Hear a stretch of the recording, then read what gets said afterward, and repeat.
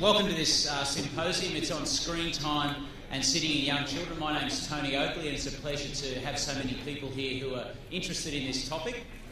I'd like to first of all introduce Professor John Riley.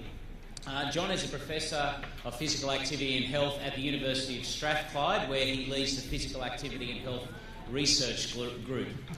John is one of the most published researchers in sedentary behaviour in children, and with a particular focus on young children, where he's been working for a number of years trying to better understand sedentary behaviour, screen time and physical activity. And much of his research, particularly the methodological work and the health impacts work, he's going to talk about today. So please join me in welcoming John Riley.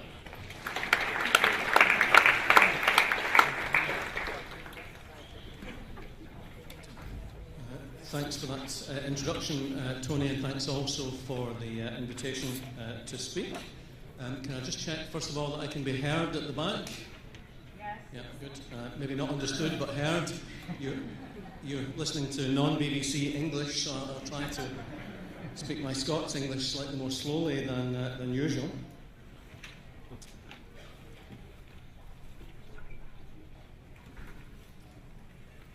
This is an old slide which I've used a lot, and I'm using it today for probably about three reasons. Firstly, to highlight screen time, which is one of the main aims of the symposium, to consider screen time, because that's what we're all doing. They're all, apart from the baby, also sitting. So I used to use this when I gave talks on when sedentary behaviour was screen time. This slide worked. Now that sedentary behaviour includes sitting and lying, includes posture, the slide still works. I'm a bit lazy, so I'm going to keep using it. So both aspects we're covering in this symposium. And then the third reason I'm using it today is really just to give an indication of a kind of life course approach, so that the behaviour here is probably related to the behaviour across the rest of the life course. You'll be familiar with the phrase that the child is father of the man. Now, clearly we'd want some evidence that the child is really father of the man. We can't just take Wordsworth's word for that. But nonetheless, it seems a reasonable, plausible basis on which to start. In this audience, I probably don't need to say too much about sitting, because it's the new paradigm, time spent sitting, and also the patterning of time spent sitting. So the fragmentation of sitting, those two variables really are very much the new kids on the block. And as a result of that, and also because this is more related to my own research group's work, I'm probably going to spend a bit more time on sitting and the fragmentation of sitting and the measurement of those variables in young children, and less on screen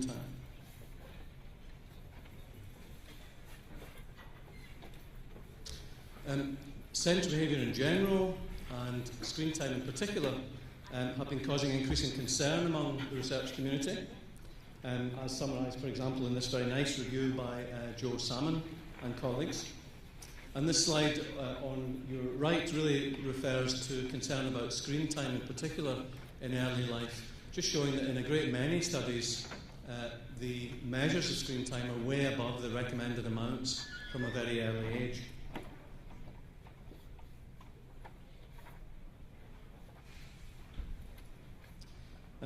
So what are some of the responses to that? Well, there's a nice attempt to develop a response to that by Lauren Gillis and colleagues. I happen to be one of the colleagues here, so I declare an interest, which is being presented, or may already be presented at this meeting, and that's an attempt to derive research priorities for physical activity and sedentary behaviour. And really, you'll hear more detail from Lauren's presentation or from the paper, which is open access, but the researchers produced these priorities, so we should be focusing on interventions, which is one of the reasons we're doing that here, I think. Policy and environmental changes and upstream interventions. And they also suggested we prioritise longitudinal studies, mainly for the purposes of identifying the health impacts of sedentariness in childhood and adolescence. But I've also been fortunate to work on a number of birth cohort studies over the years, and I would argue there are other reasons for being interested in these longitudinal studies. Health impacts is important, But we have other outcomes very relevant to interventions in particular.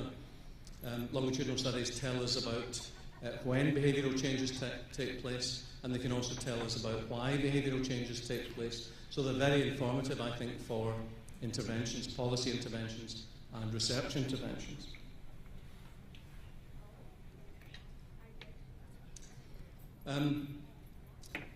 There's a life course approach we can take. We might look for the effects of sedentariness in early life, either in early life or later in life, in childhood, adolescence, or in adult life. That's quite a high bar to set, I think, especially the latter.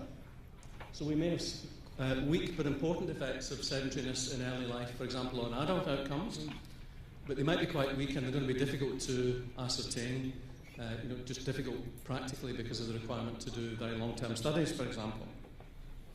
So although I believe this link can be made, in practice it's probably easier to make this much stronger link between sedentariness in early childhood and sedentariness in later childhood, adolescence and adulthood, so to link the behaviours rather than necessarily the behaviours as they relate to the health outcomes. And in fact to determine whether the child really is the father of the man in terms of sedentary behaviour.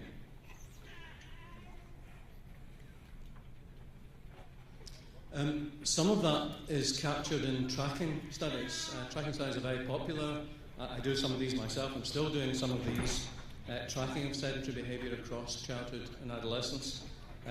If we want to get the kind of state of the art on tracking, then we should refer to a recent systematic review. We're quite fortunate we have one from Rachel Jones and colleagues. It's summarised on this slide. So various tracking studies from early childhood up to mid to late childhood measured both objectively and subjectively. And the tracking coefficients, the rank order correlations, tend to be, as you see, reasonably consistent in the range of about 0.3 to 0.5. So a kind of modest degree of tracking, maybe, as we'd say, nothing to write home about. It may not make a very strong case in itself for being interested in sedentariness from early childhood just on the basis of these tracking coefficients. But I think there are stronger arguments. One of the problems I have with tracking, I review quite a number of papers on tracking, and I end up examining PhDs where the students have done work on the tracking of sedentary behaviour or the tracking of physical activity. And I think that it gets quite hard to see the wood for the trees. There's such an obsession with the tracking coefficient, which is really a measure of the relative position, the relative amount of sedentary behaviour in this case, that we often forget the absolute amount, which I would argue is maybe more important, and also the direction of the change, so the magnitude of the change over time and the direction of the change over time. Are things getting worse over time? Independent of the tracking coefficient is something I think we should pay a bit more attention to. So just to give you a hypothetical example, on the x-axis a standard type of tracking study, so the measurement is made at time 1 and then again at time 2, usually at least 1 year apart. We might have sedentary time on the y-axis, it could be physical activity on the y-axis, and some measure of relative movement from time 1 to time 2 is made, and that's the tracking coefficient. The problem for me with that is really just, as I've tried to indicate here, that it often ignores where the absolute level of the behaviour is. So many tracking studies don't really notice even that the absolute level, for example, of screen time is way above the recommended values. So they sometimes conclude that tracking is only modest, and therefore the measurements at time 1 don't give cause for concern, and we shouldn't focus on early childhood, ignoring, I think, sometimes the fact that the absolute levels of the behaviour are way above what they should be, and sometimes ignoring the fact that the behaviour change is getting worse over time. That can be hidden if you just focus on the tracking coefficient.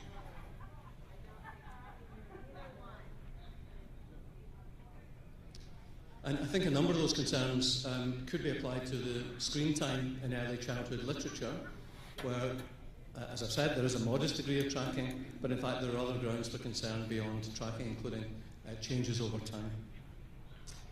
So this has been encapsulated to some degree in a number of the systematic reviews around the health impacts of sedentary behaviour. These are mostly on screen time, including the Canadian systematic review, forming the basis of the Canadian guidelines on sedentary behaviour in early childhood, and the Australian review by Tony Oakley and colleagues just before that. This might not be familiar to many of you, given the audience, but the Canadian review concluded that there was sufficient evidence for an evidence-based guideline. That evidence was mostly around TV rather than other forms of sedentary behaviour.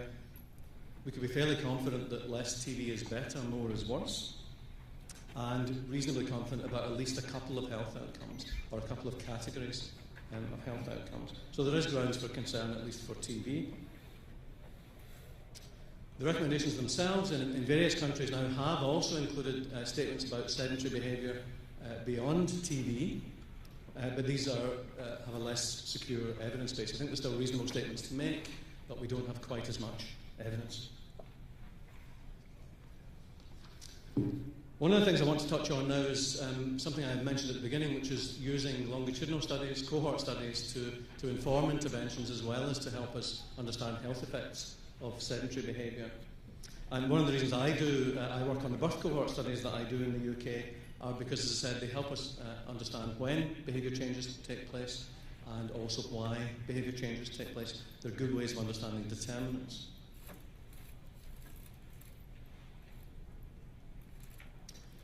One of the things we've done recently is a systematic review on changes in objectively measured sedentary time from early childhood to later childhood and adolescence. And the paper's now in press and obesity reviews. The first author is one of my colleagues, Chiaki Tanaka. And this is a global meeting. The evidence, as ever, is not quite global, so we found 10 eligible studies, and 9 of them were from the Western world, 1 from Vietnam. So the evidence base is by no means global. It's essentially a Western evidence base. These are all objective measures, so they're nearly all actually Actigraph studies. Different definitions of sedentariness and slightly different ways of measuring sedentariness, so we've just collapsed all these together. Given that we've done that, as we'd say in Scotland, we've lumped them all together, we still get a fair degree of similarity, I think, across the 10 studies. So 10 studies, some just in boys, some just in girls, some both sexes. If we put it together, we get from school entry, in all these longitudinal studies, it looks as though the changes are happening across childhood and across adolescence.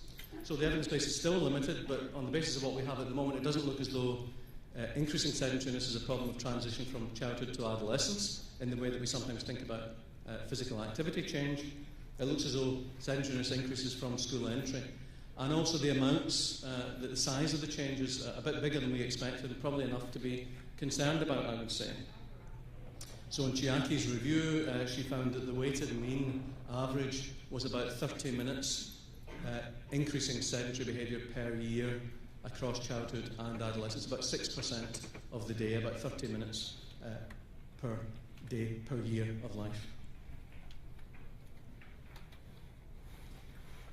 Looking in more detail at some individual studies, we get the same sort of thing. So GMS is one of our birth cohort studies that we work on. GMS is the Gateshead Millennium Study. It's an English cohort.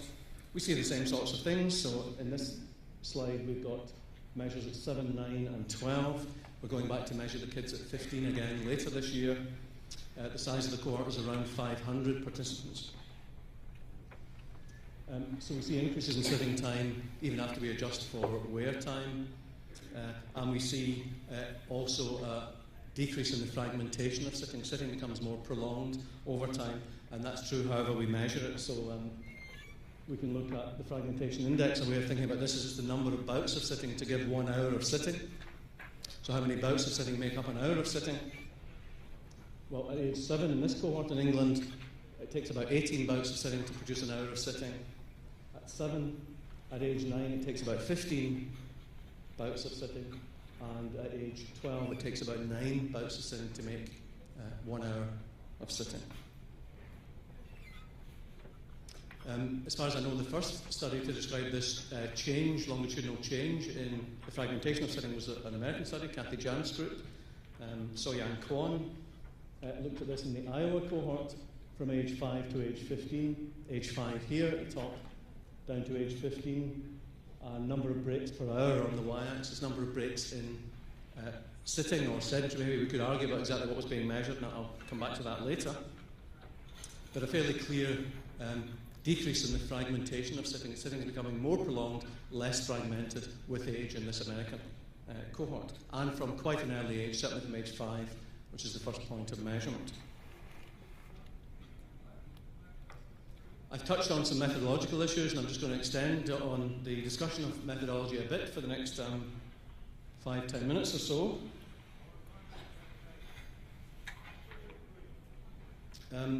Methodology does, I think, I'm a methodologist, so I probably would say this, but I think it does underpin understanding of relationships between sedentary behaviour and health outcomes, and also underpins a lot of our understanding of intervention and intervention science too. And fortunately, I'm not the only person who thinks like that, because it features in the behavioural epidemiology framework as well. I only wish funding bodies would take methodological studies quite so seriously, but that's just a hobby horse, and I'm just using it as a bit of group therapy for my failure to get methodological studies funded over the years. We have a lot of help out there on measuring both the traditional concepts and constructs in sedentary behaviour and some of the more novel constructs. So we have a number of very nice reviews of the literature. We also have meetings like this where we can get together and talk about how to measure the behaviours we're interested in. One thing which concerned us a bit was, I started studying sedentary behaviour in young children about 14 or 15 years ago, and then the construct sedentary meant not moving, so then it was non-movement was sedentariness. It didn't have the posture component, it was non-movement, low energy expenditure.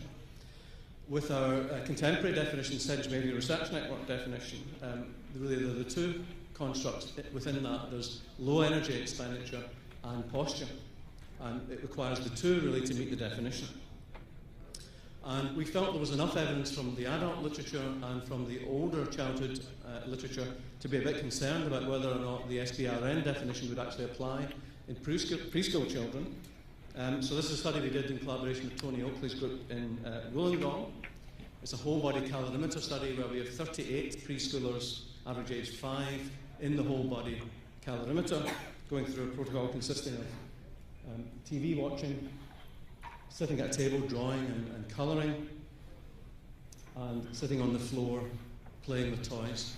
So we're measuring the energy expenditure continuously, and also at the same time by direct observation confirming that they were in the correct postures. We'd asked the children to be seated or lying down while they did these activities. So we have direct observation confirming that the prescribed activities were indeed taking place as prescribed.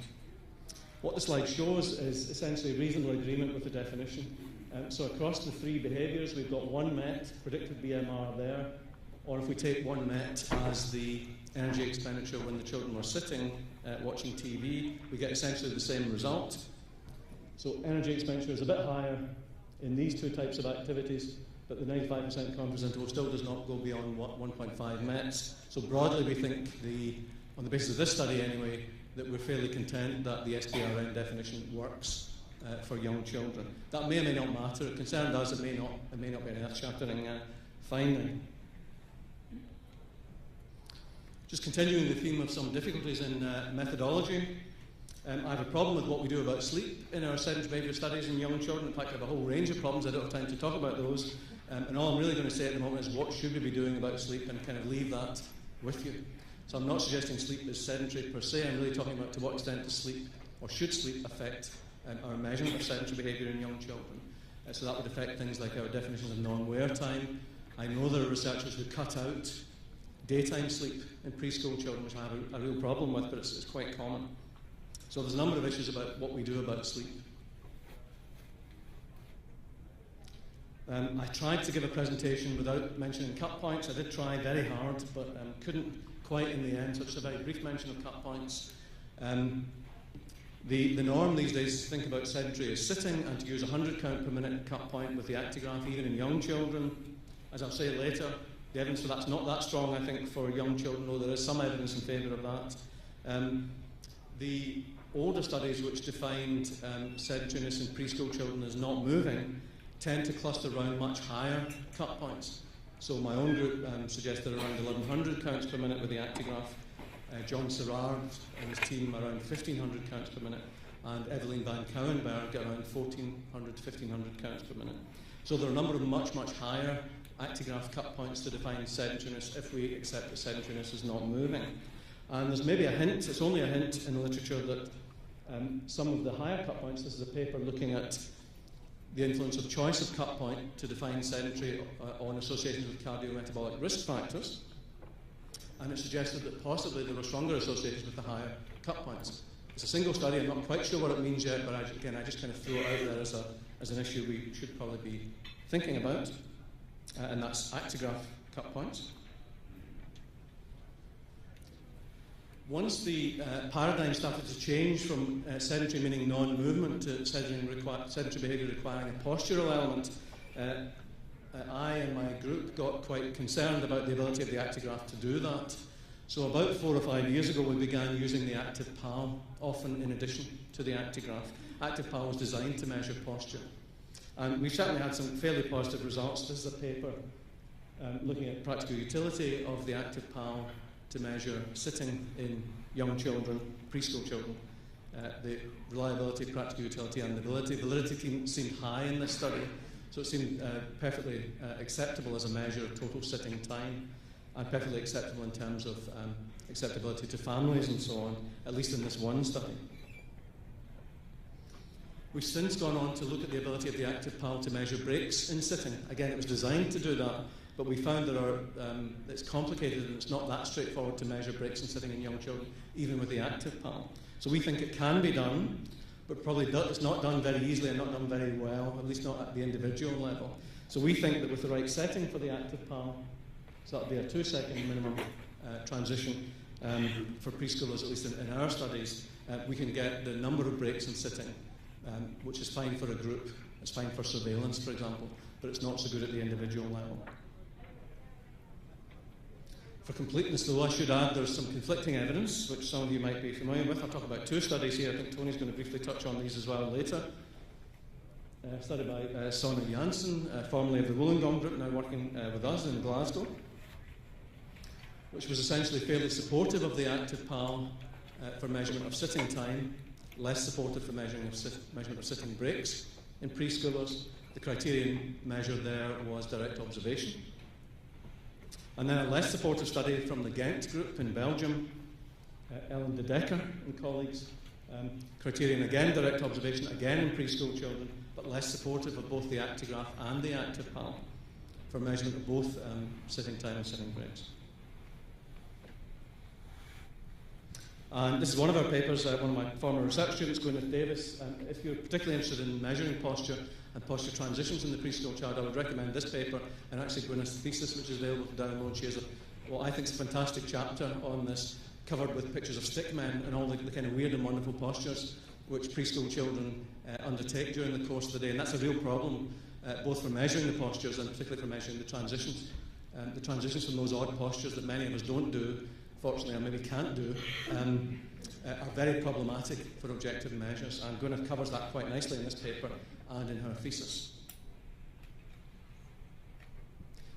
And then I showed this slide earlier, I'm coming back to it here really just to highlight what I think is a methodological problem. So this is number of breaks in sitting time in the Iowa study, Kathy Jan's group, from age 5, so averaging around 40 to 45 breaks per hour at age 5, down to about 20 to 25 or so breaks per hour in the same individuals measured at 15. Now, I'm sure that trend is correct. I have real problems with the numbers, though, and I think the numbers are important both for understanding dose response between the behaviour and health outcomes, and also for trying to design interventions. We need to know what the numbers are and what they should be, and these seem incredibly high numbers to me. We never get anything like those numbers, so I don't know to what extent that's a population difference between Iowa and the sorts of places we do our studies, or a methodological difference in the way they measured breaks and the way we would measure breaks, both using Actigraph and using Active PAL. But I think at least part of this is methodological.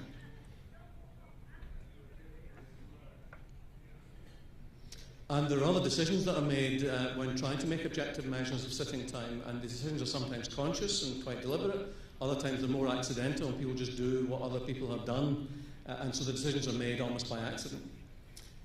One of the things we've been looking at recently in the Gateshead Millennium Children is the impact of decisions around non-wear time. It's quite common to use standard algorithms just to cut out, say, 10 minutes of consecutive zeros in the Actigraph and define that as non-wear time. In Gateshead Millennium study, my colleague Laura Basterfield has consistently not taken that approach. She's a Stoic, and she's sat with the 500 sets of data at each measurement interval and gone through them systematically and manually tried to identify non-wear time. So in this study, what we're looking at is the impact of the manual data reduction, which Laura, the Stoic, would have done, relative to the kind of standard non-wear time rules which people apply.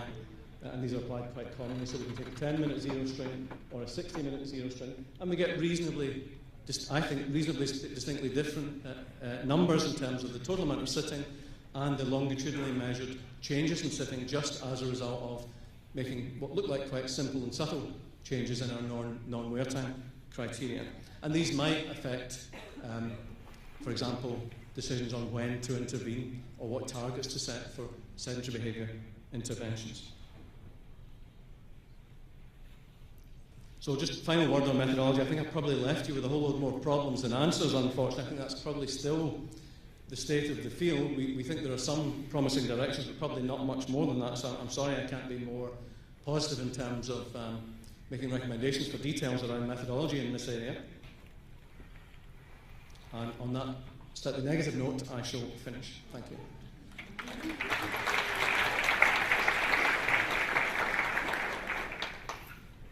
Thank you, John. We will have an opportunity for questions at the end. So if there are any questions you have, please feel free to ask those at the end.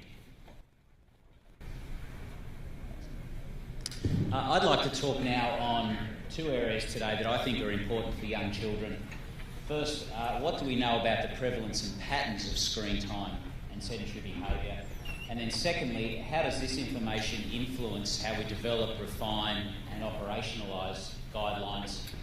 And as a result of that, are there new areas that we perhaps need to consider, new things that we need to take on board? So this figure here summarises all the objective data that we have on the sedentary through to vigorous activity continuum for young children. And you can see that there's quite a large amount of time spent in sedentary behaviour, nearly 3/4 of the waking hours. And given that there is such a high proportion of time spent in sedentary behaviour, we certainly do need more research to better understand these behaviours and their impact on young children. So when we talk about sedentary behaviour, what does it include? Well, if we use the Sedentary Behaviour Research Network definition that John touched on before, the key words are waking activity, sitting or reclined posture, low energy expenditure. And that definition has progressed, as John mentioned before, from how we once conceptualised sedentary behaviour, where there wasn't as much of an emphasis on the posture element of it, to now focusing more on the posture of sitting when we do start to talk about sedentariness. The types of activities that are included in this definition are ones that I'm sure you're well aware of, such as watching television, computer games, some educational activities, passive transportation. But then there are some more emerging behaviours in green, such as tablets and smartphones, and then some other ones which do require or which do involve quite a lot of sitting, but perhaps which we don't think of as sedentary activities in young children, such as eating, particularly when they're in a high chair. Although if you've seen some toddlers sitting in a high chair, there may not be a lot of sedentary behaviour occurring, depending on what they're doing with their food. So how much time do young children spend in sedentary activities? This study here reviewed all of the objective papers that have looked at this, 31 studies in total that met the inclusion for sedentary behaviour. And as you can see, each dot represents a study, and on the y-axis is the percentage of time in that study which participants were being sedentary. And it ranges from 30% up to about 94%, depending on which cut point you use. So you can get a figure anything from around a third up to nearly 100% of the time spent being sedentary. So there's a huge problem here having to do with cut points in terms of how we get an accurate handle on how sedentary young children are across the day. The average proportion here was 77%, which equates to around 10 hours. But we know very little about how those 10 hours are spent. We have most evidence for television viewing, and these studies here show that the average time for children less than 2 years was just over an hour a day, and this time had more than doubled by the time they'd reached preschool, between the ages of 3 and 5. In addition, around 2/3 of those aged 0 to 5 met the American Association for Pediatrics, American Academy of Pediatrics guidelines of less than 2 hours a day, and this figure is certainly consistent with more recent papers that have been published in this age group. The prevalence of meeting new Canadian and Australian guidelines, which are less than 1 hour a day, it does drop considerably down to between 25 and 30%.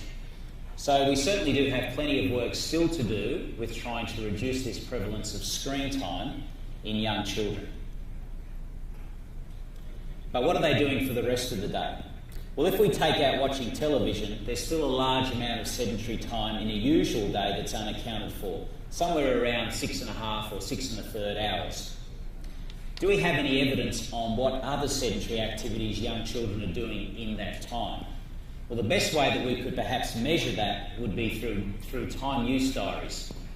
And there is one study from Australia, which is from our nationally representative longitudinal study of Australian children. It's a birth cohort of just around 4,500 children. And those who had valid time use diary data, which was completed for weekdays and weekend days, are recorded here. And the total, 530 minutes, is quite close to that 513 that I'd put up on the previous slide. And not surprisingly, the most popular sedentary activities are watching television, eating, and also travel. But there's also a high amount of sedentary activities which we would consider would be good, such as parents reading to children, somewhere around an hour a day. But these data are quite old. They're more than 5 years old now. Back in 2007 they were published, and they don't include new sedentary activities such as using tablets or smartphones. And it would be good to know if the inclusion of these would increase the total amount of sedentary time, or whether it would in fact displace other sedentary activities and the total would remain the same. In terms of the patterns of sedentary behaviour, this is some objective data here, where for each hour of the day, the time or the percentage of time spent sedentary for that hour was recorded for boys, which are the dark columns, and girls for the light columns. And this seems to suggest that whilst the differences between boys and girls are not large, that girls are slightly more sedentary compared with boys, and that the highest levels of sedentary behaviour are in the morning compared with the others, but the differences are not large. What do we know about time spent sedentary during childcare? This is something that we've been interested in as researchers, and the studies themselves do tell a very interesting story. If we just look at objective measures, we have this review of Diane Ward from 2009 of 8 studies, which shows that around 66% of the time spent in childcare is in sedentary behaviour, or is spent sedentary.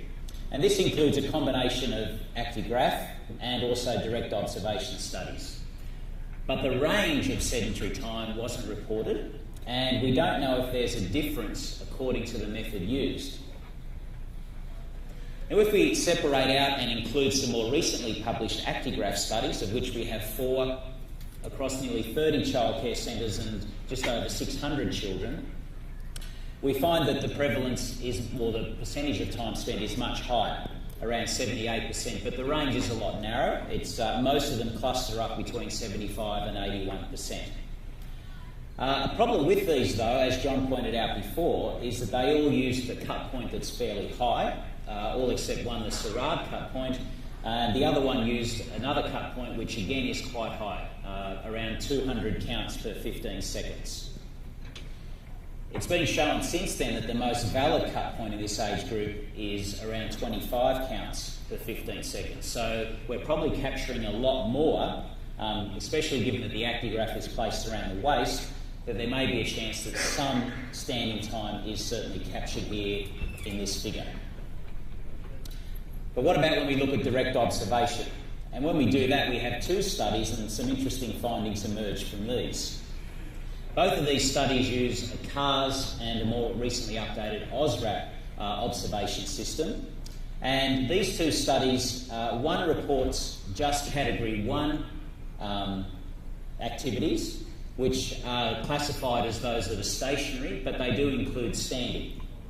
And Category 2 includes stationary activities, but it also includes some movement of the limbs and trunks. So things such as sitting on a swing and swinging, twisting, kicking a ball, throwing, as long as you're standing stationary, these would be included as sedentary activities, hanging on a monkey bar.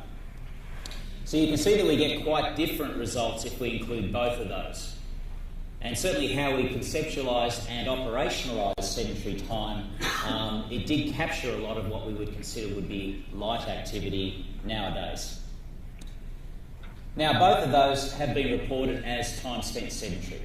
But haven't there been any studies that have just reported sitting in this age group? This one here just reported sitting using direct observation. And it used the same instrument, but it also included or reported the topographies, in other words, the types of physical activity, and it excluded nap time as well. So it looked at the posture as well. But what's interesting about this one is that the proportion of time is actually higher than the Category 1 study above it, and the Category 1 study includes standing. So something unusual is going on here, in that a study that just reports sitting is reporting a higher proportion of time sedentary than one that's reporting sitting and standing. Any other sitting studies? There are two that have used the active PAL, a pilot study which John's group have published and one from our own group. And this shows that the range of time spent sedentary was between 44 and 52% and averaged out around 48%.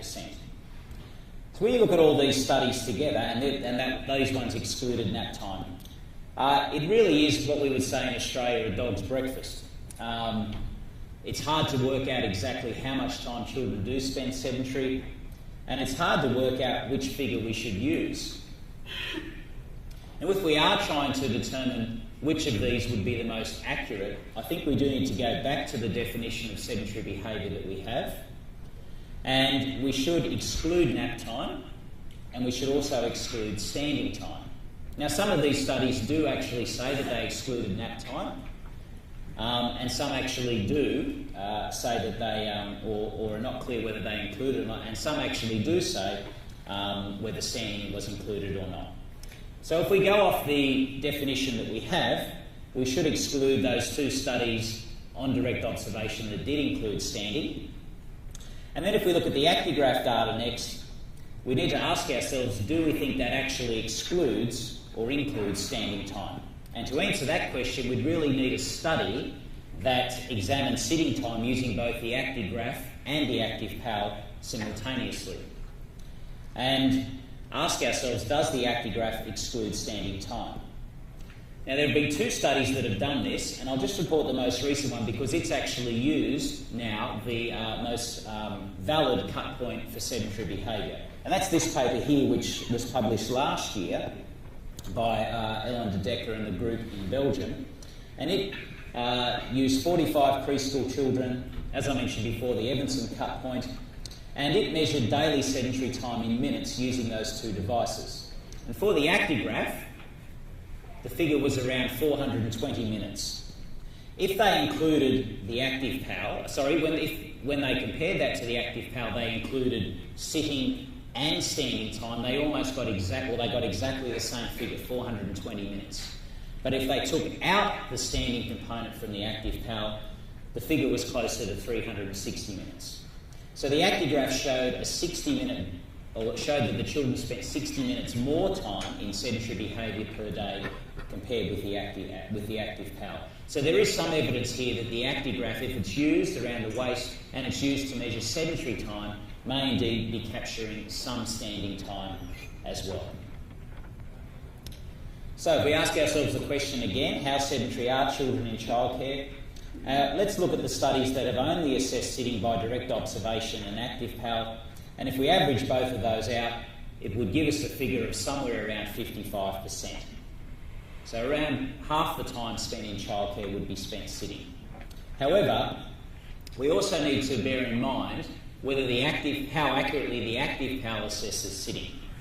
And this study here looked exactly at that. So it classified the proportion of time spent sitting, comparing it to direct observation in 40 children using a lab protocol where posture was coded using direct observation and also using the active PAL in 1 second epochs.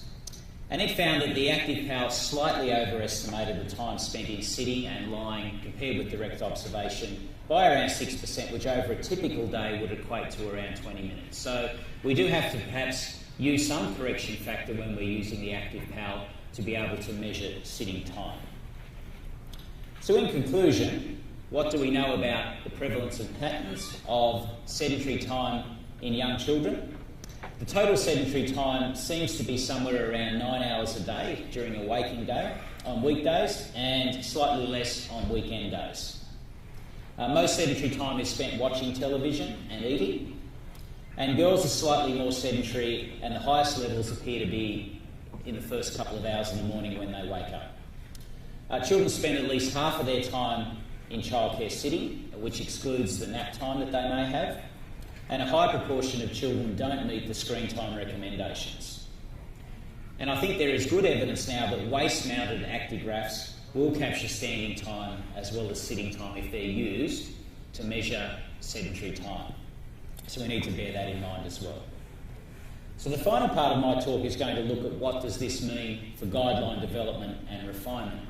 And I'll do two things with this. First of all, examine the different sedentary behaviour guidelines that we have for this age group and look at whether we might need to reconsider these guidelines on the basis of some of the evidence that we have. So the first set of guidelines we have concerns screen time. And there are 3 sets of guidelines that specifically relate to this age group.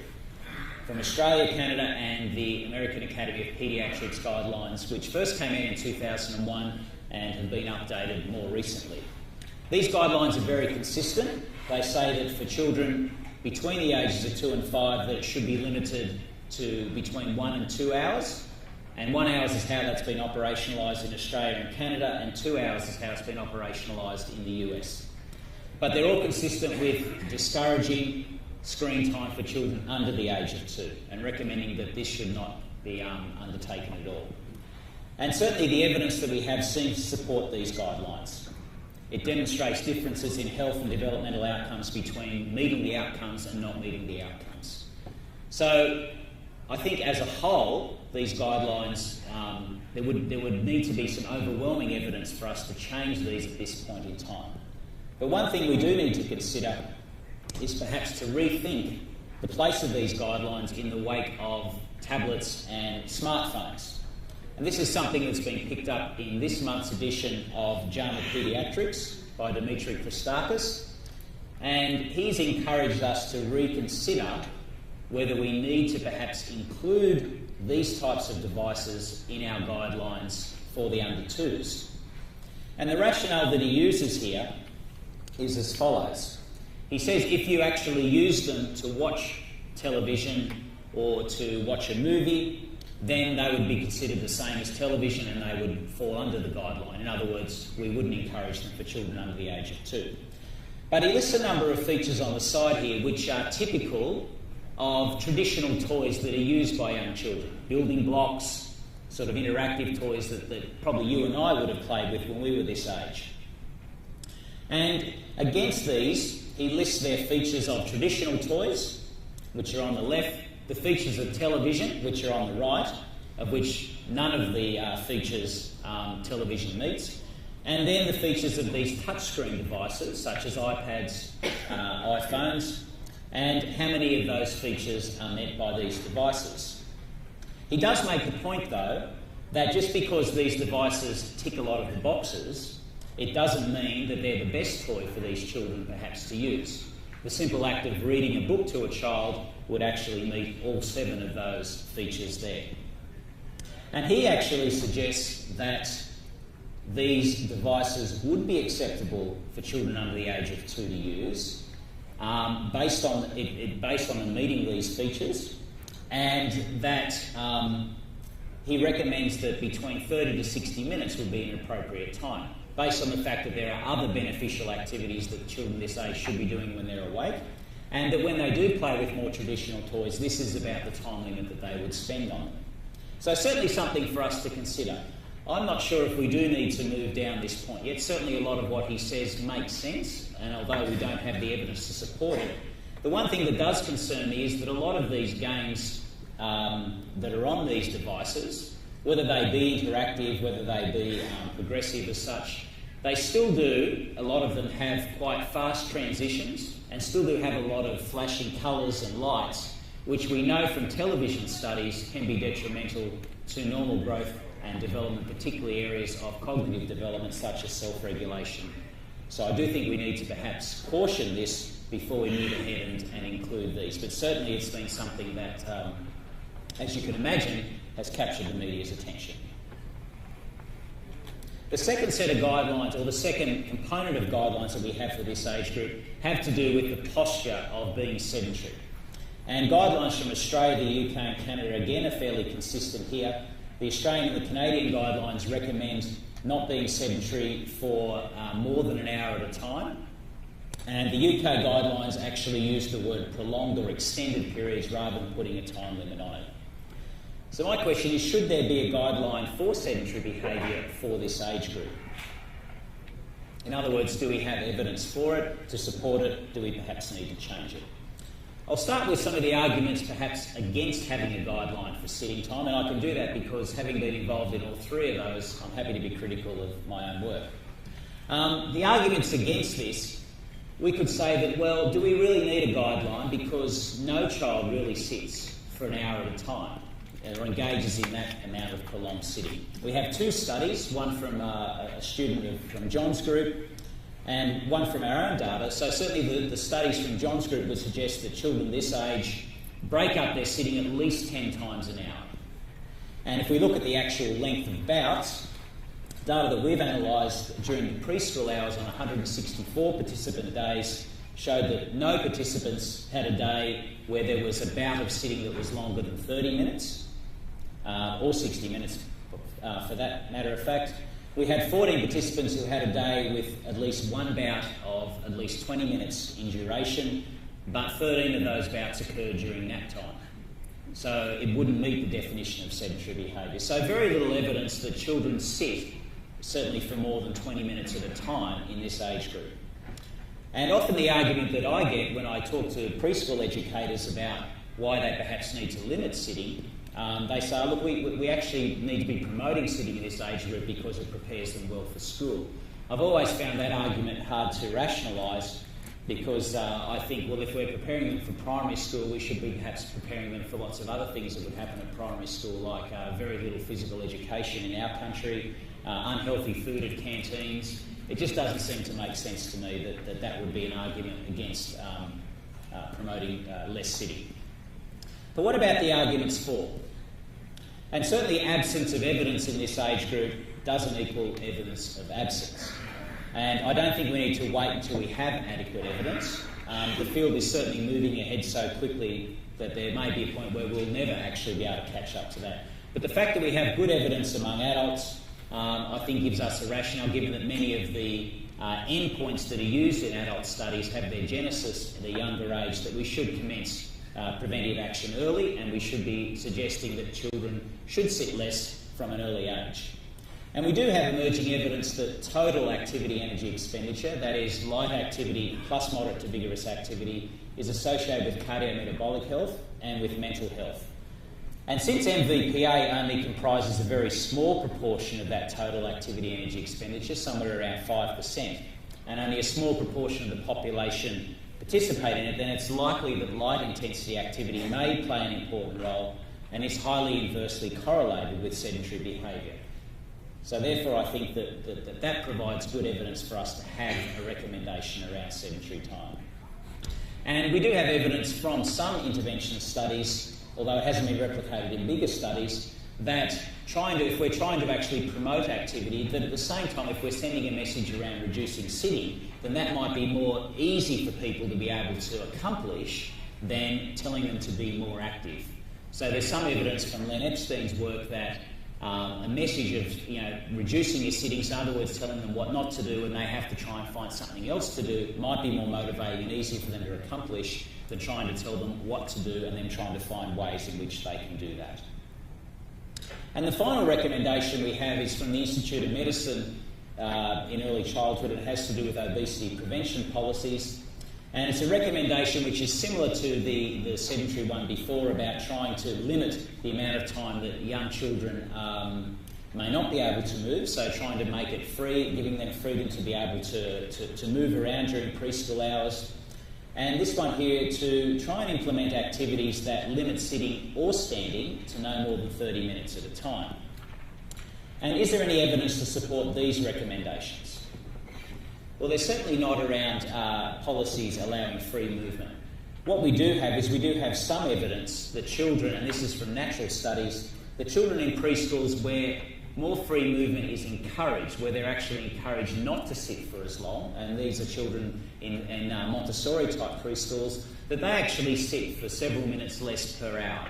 And when you measure that out over a full day, it might be anywhere up to around 20 minutes less sitting time in these preschools compared with more traditional ones. We also know that children in these types of preschools where there is freer movement have better cognitive outcomes, particularly in the area of executive function, than those who are in more traditional schools. So, do these policies that perhaps allow free movement result in better outcomes? And that's certainly something that we're interested in looking at the moment. In other words, what might be the effect of targeting an intervention or targeting a reduction in sitting time during the preschool days, and what effect might that have on executive function and potentially some other outcomes as well. And what about standing? Should this be included with sitting, like that guideline just says? This is a recent study which just looked at, and this is in adults, it's only in a very small sample, and it actually looked at the differences between sitting, standing still, and then standing with some light intensity breaks. And it looked at the effect on plasma glucose. And it found that there was essentially no difference between people who sat and people who sat and just who broke up that sitting just with standing breaks, and that you only really got a benefit in terms of glucose outcomes if you actually moved around after you broke up that sitting. Talking to David Dunstan about this paper, he says that this paper, there is another paper coming out from his group which actually shows the opposite in a larger sample, that actually breaking up sitting just with standing does actually have benefits on glucose outcomes. So certainly I don't think we have enough evidence yet at this stage to suggest whether standing still should be included or not. So in conclusion, the screen time guidelines do seem to be holding up quite well, but we may need to reconsider these in the light of new interactive technologies. We might need to revisit the length of time recommended for a sitting bout, or just use the word prolonged rather than an hour, as we have it in some of the guidelines now. And we're still not clear whether standing still is enough to be different from sitting for it to be included in some of these recommendations. Thank you.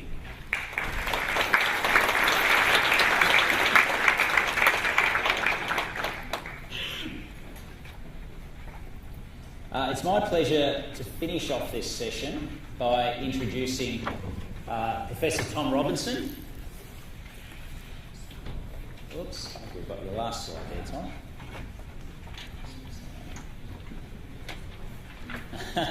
That doesn't mean his presentation's finished, no.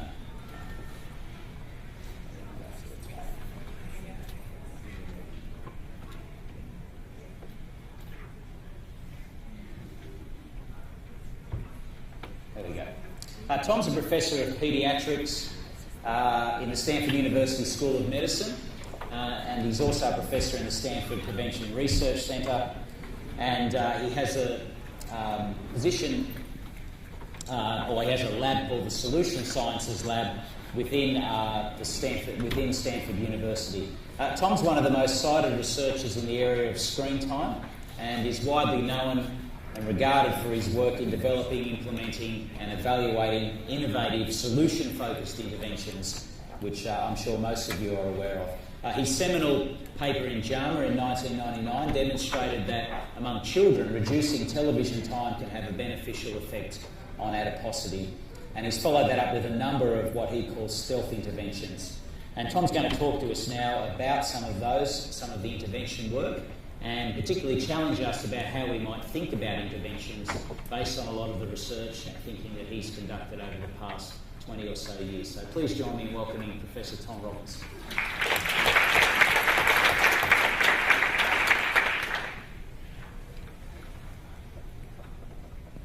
Thank you, Tony. And let's see, as Tony mentioned, I'm going to address interventions and decided to do this sort of in two parts. And at first, do a quick review of some of the evidence we have about interventions that reduce sedentary behavior, and then move on to take a step back and think of some conceptual issues that relate to the type of research that we should be performing to inform recommendations to parents, educators, as well as the guidelines we produce. So, to jump right into the what's available, I'll go right into some studies. And so, this is to start with some studies of reducing screen time in young children. And there aren't a lot of these available, so I'm just going to run through quickly a few that exist, and it's not going to be a comprehensive review, but a few that exist that are relevant, I think, to our discussion.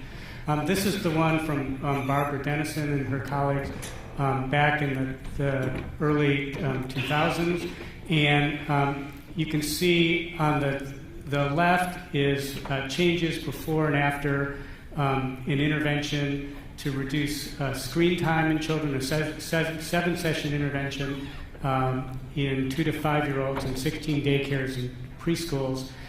The right is changes in computer and video game playing.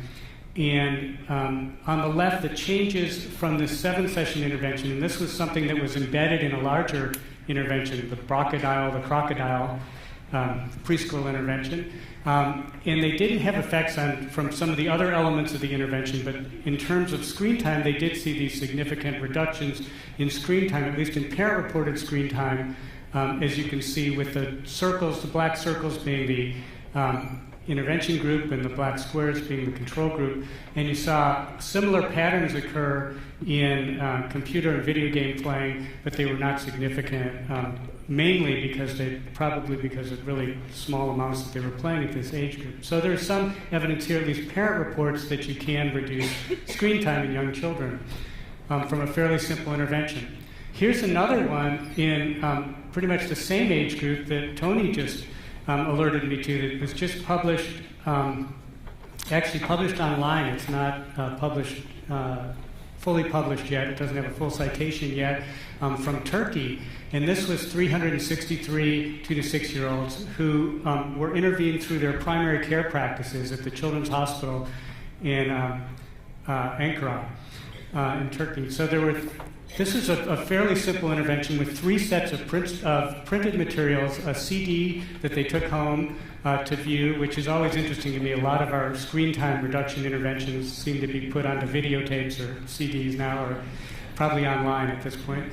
And a counseling phone call that was, these 4 things were spread out over a 6-week period of time.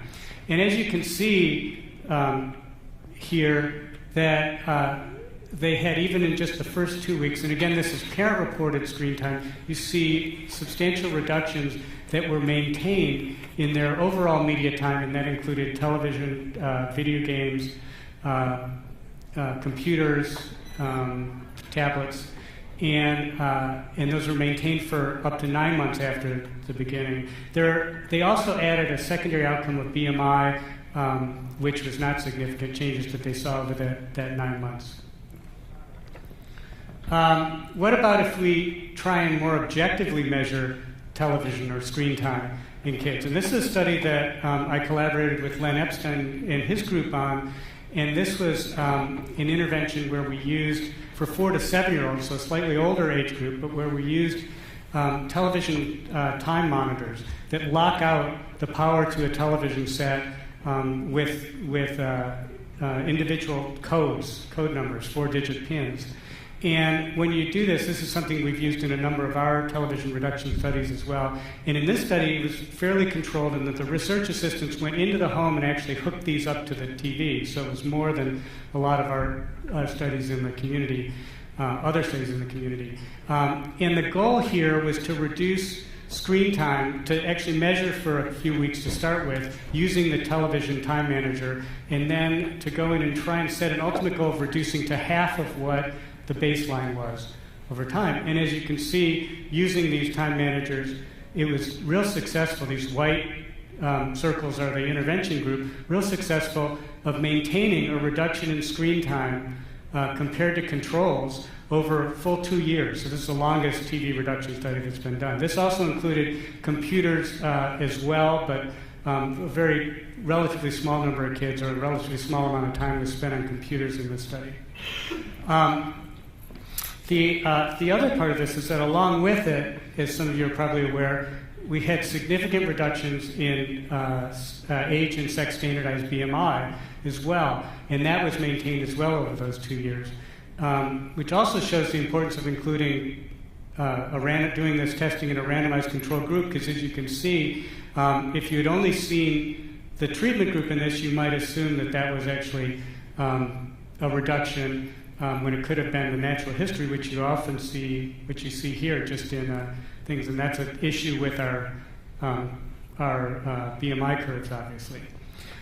So there's some evidence here, even with objectively measured television viewing, that an intervention to reduce screen time can be effective at reducing screen time behavior in young children, and that associated with that you can get reductions in BMI as a result.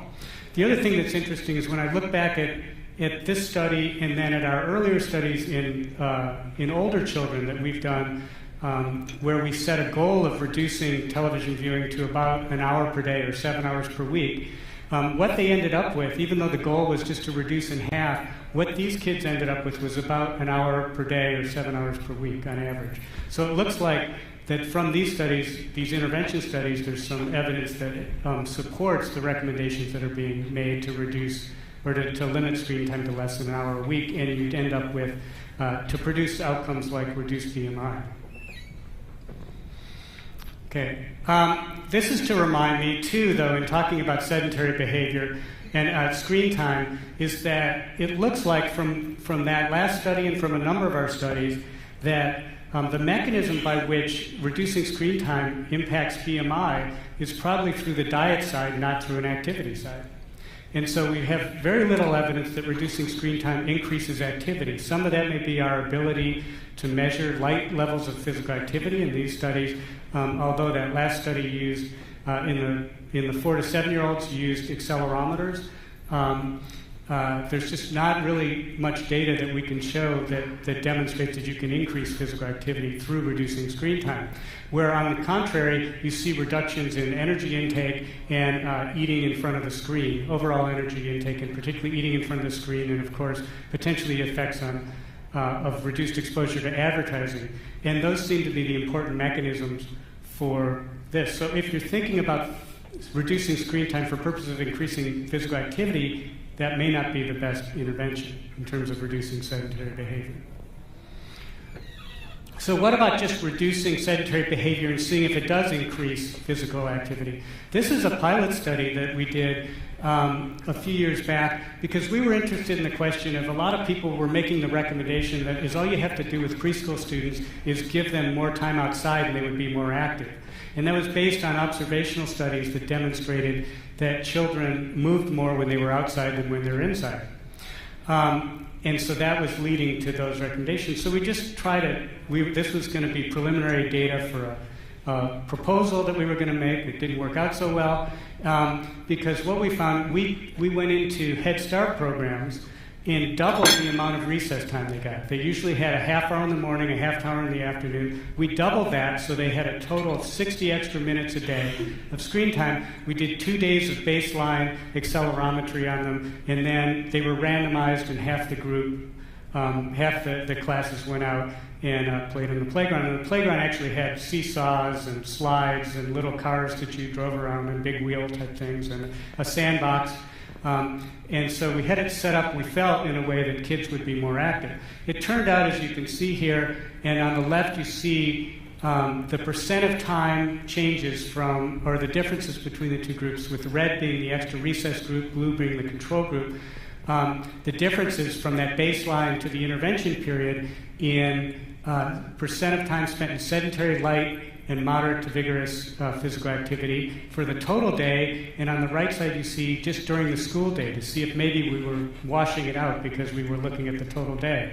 And it turns out that in neither case did we see any differences between the two groups, suggesting that really by just having kids spend more time outside during the school day didn't increase their physical activity or really decrease their total sedentary behavior. And our observations during with this is a lot of the time with these kids was spent, even though they were outside, playing in the sandbox, doing things that were pretty sedentary and weren't high enough. I should mention that we used John Serrard's cut points for this, so that may be a part of this as well, although so it may not have been totally sensitive to new definitions.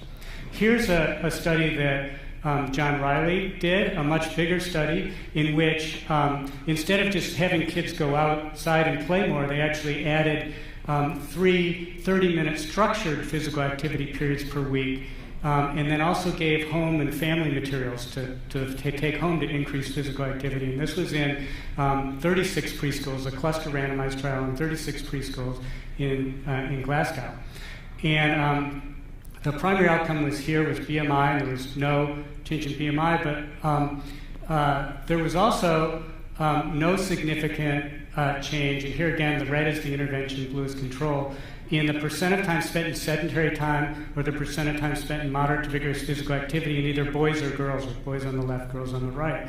Now again, this one used cutoffs that John mentioned before of about 1,100, I think it was 1,100 counts per minute in the Actigraph. And so it could have picked, maybe it wasn't picking up lighter levels, but still there was no real pattern to suggest that the intervention, adding this structured activity, reduced sedentary behavior or increased physical activity, as you can see. So, as I said, that's not comprehensive, but a good sampling of the studies that are out there. Where now? What should we be doing to design and test interventions to reduce sedentary behavior in young children, and what are the issues we need to think about? Well, I would start by thinking about how are we going to select the target behaviors. And as an interventionist, it's not, if I think sedentary behavior, a lot of it has to do with how I'm going to define sedentary behavior. And I would say, as I say here, sedentary behavior is not sedentary behavior, is not sedentary behavior. Most of our definitions, like the formal definition you see, which includes a MET definition, is really not very helpful for the purposes of designing interventions, at least not for me as an intervention designer. And accelerometer-based definitions are also really not that helpful. You know, they might be helpful if you could put accelerometers on everybody and measure them and get feedback along the way, but unless you can measure something, unless you can count it when you're actually implementing your intervention, it's not going to be that helpful in helping you move forward and knowing whether you're actually implementing something that is changing your sedentary behavior.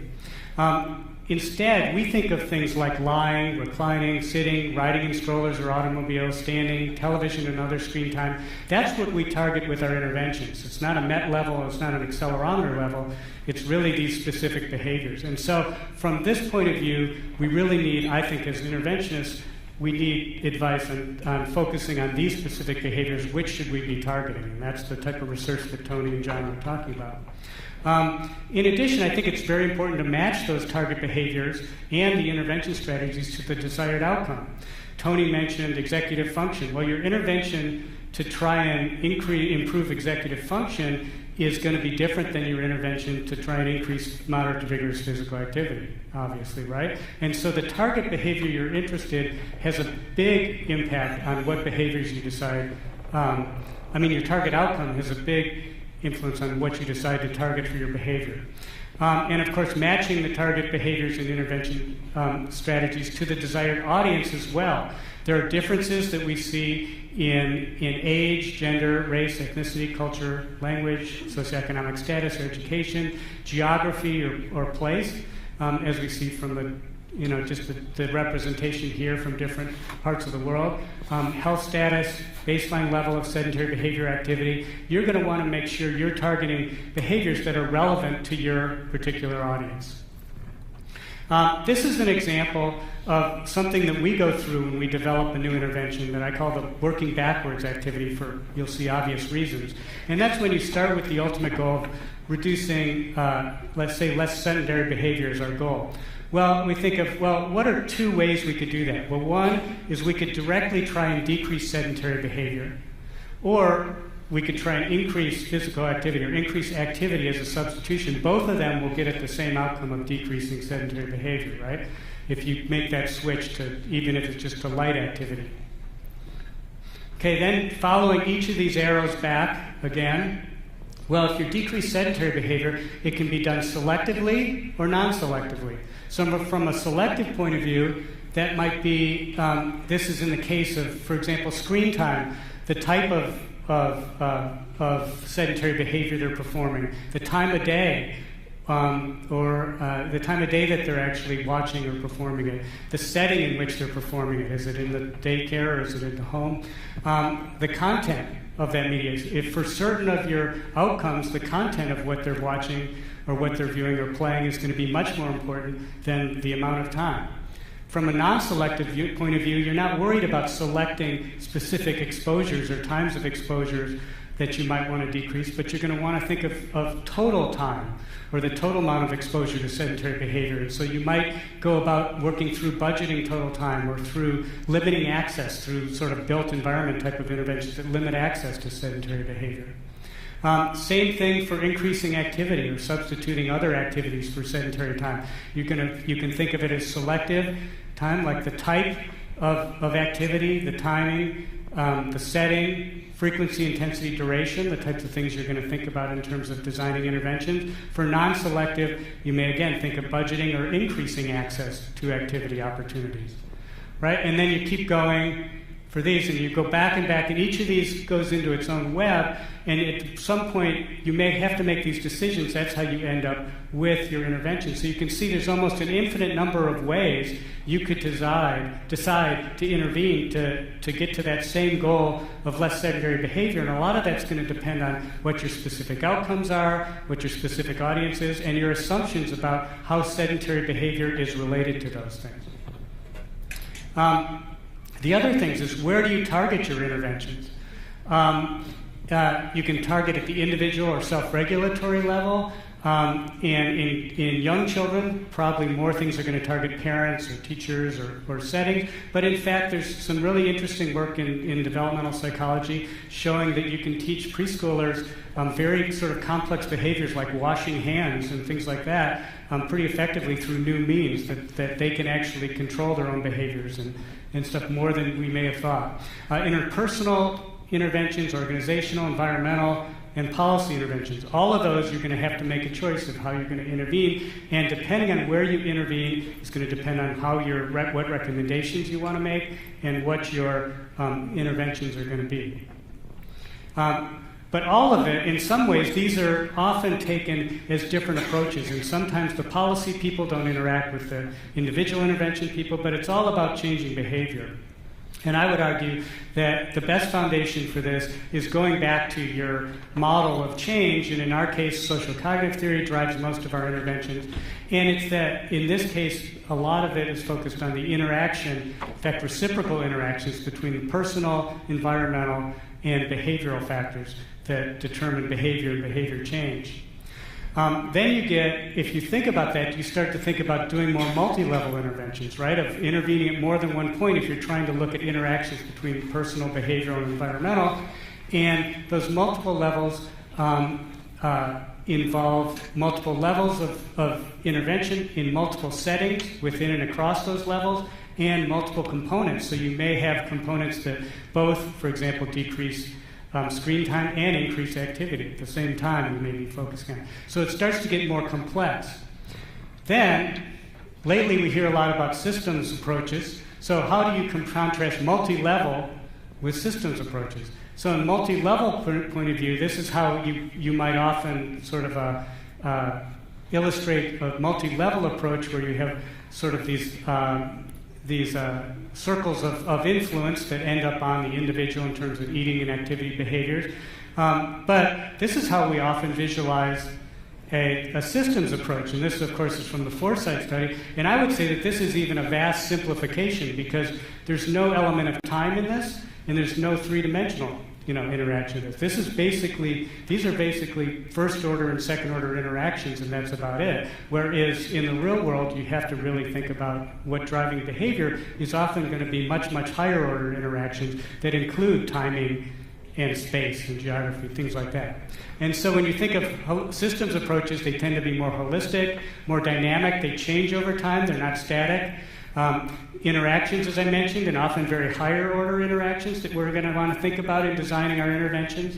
Purposeful feedback loops that come in, so you get feedback loops. So if something is changed, it then feedbacks upon another element that's one of these other interactions. Nonlinear changes, which we rarely think about in our interventions, and multiple causal pathways at once. Going at things. So here, in terms of designing interventions to reduce sedentary behavior, if you want to take a systems approach, you need to purposely build interventions that involve these characteristics.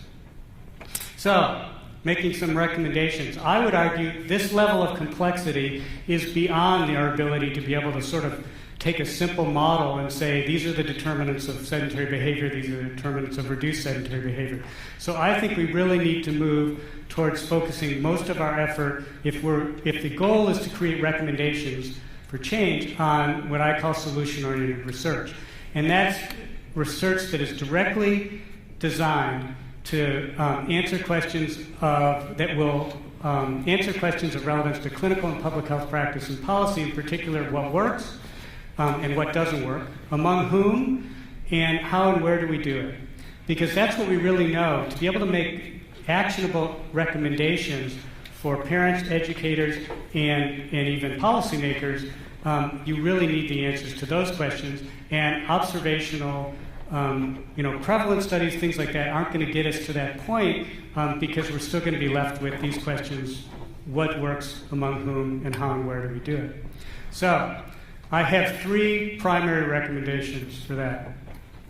First of all, we need more solution-oriented experimental intervention research. I think right now we're lacking in it. Most of our research in this area is observational, which is very helpful and gives us the basis of this field. But right now we need, first of all, much more of the solution-oriented experimental intervention research. The second thing we need, more solution-oriented experimental research. And the third thing, more solution-oriented experimental research. Even though I said my review at the beginning was not comprehensive, it was almost comprehensive in terms of the number of studies that have been done testing interventions to reduce sedentary behavior or reduce screen time in this age group, in the young age group. And overall, I think that includes the type of studies that we need to be performing, our feasibility, pilot, efficacy, effectiveness studies, really moving on terms of the trials. We need to try things out. You only learn what's going to work and what's not going to work by trying out these interventions. Moderator and mediator analysis to help match target behaviors and interventions to the appropriate audiences. The moderator analysis, as you know from these interventions, the only way you can really test or look at possible moderators is through manipulating through experimental means, as opposed to just drawing associations. And so moderators in particular, because I think there are individual differences and that are going to explain why we get such large heterogeneity in the responses to different interventions. Mediator analysis is going to tell us more about the mechanisms, but from point of view of making recommendations, that might not be as important in knowing who things work with and who they don't work with. Thinking broadly about outcomes, in addition to our physical health outcomes that we tend to focus on, psychological health, cognitive and social functioning, development, and unintended consequences. I can think of, for example, if we have a recommendation that children should not be using tablets I can have that think about, well, if children are using recommended, some parents use that to keep the children busy while they're driving, for example. I can see taking away tablets from kids, or I guess you could give them books, but taking away something from kids while they're driving could distract the parents more. We really don't know about the unintended consequences of reducing some of these exposures. Now, certainly, in terms of taking away televisions, I think the data are pretty clear.